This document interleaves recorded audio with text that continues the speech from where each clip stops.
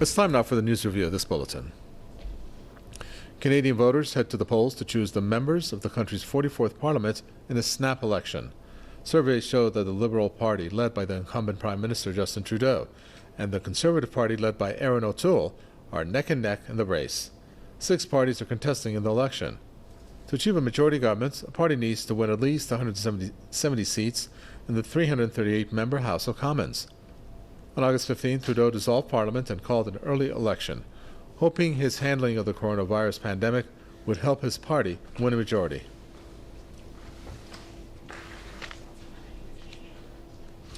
Robert Fantina is an author and journalist joining us from Kitchener. We also have Jason Unruhe, who's a political commentator, joining us from Niagara Falls. I'd like to welcome you both. And Jason Unruhe, let me first start with you.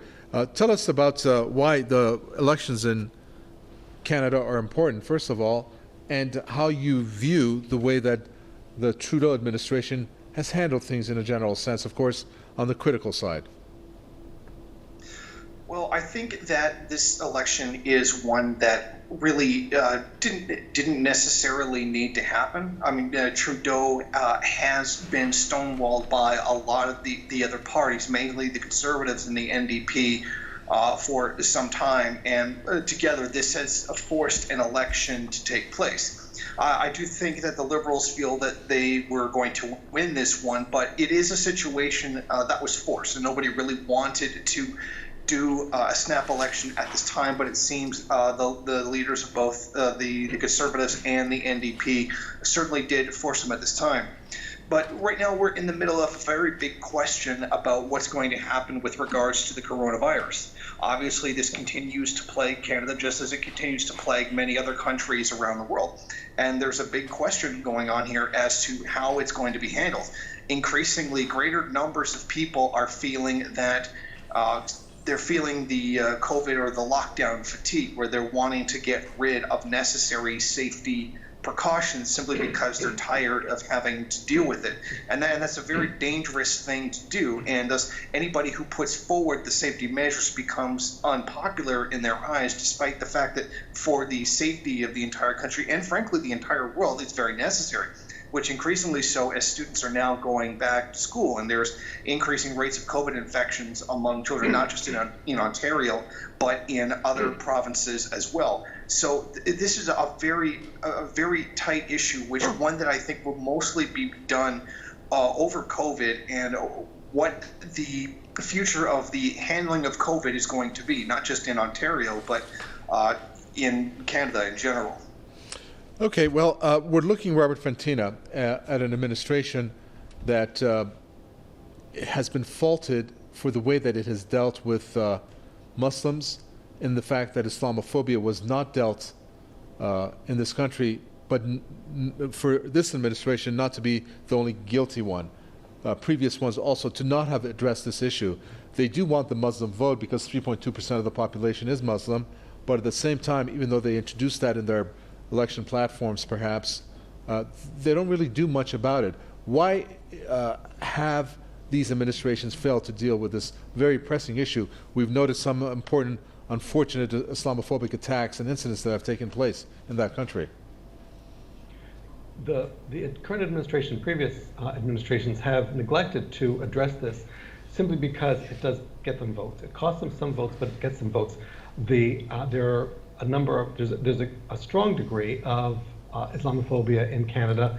A number of people will support candidates who will kind of tiptoe around the issue and will not directly address it. One of the things that Trudeau has done is condemn the boycott, divest, and sanction movement, which supports Palestine, which is mainly a Muslim country. So these are things that are done not in the interest of human rights, not in the interest of international law. They're in the interest of getting votes that these candidates want to have. We may see a change in that depending on what happens in this election. It is unlikely that Trudeau will get the majority he wanted. It was arrogant for him to call it an election now, despite the fact that there was pressure by the NDP and the Conservatives and a lot of pushback against him. But many people in Canada resent that this election was called at this time. So depending on how some of the other parties, specifically the Green Party, do in this election, and they're expected to pick up a few seats, not many, but we may see some change as whoever wins, whether it's Trudeau or O'Toole, realizes that they have to expand their base and address such things as Islamophobia and the violence that's often committed against Muslims within this country. And another issue that has plagued Canada for quite some time, from one administration to the other, and I'd like to understand from you how you think that Trudeau has dealt with it, is the issue of First Nations and the Indigenous rights and how that has been violated. Kind of connects to what happened with these, I guess, the mortuaries that had the children that were uncovered on many instances, which is not a Trudeau, obviously, fault of this administration.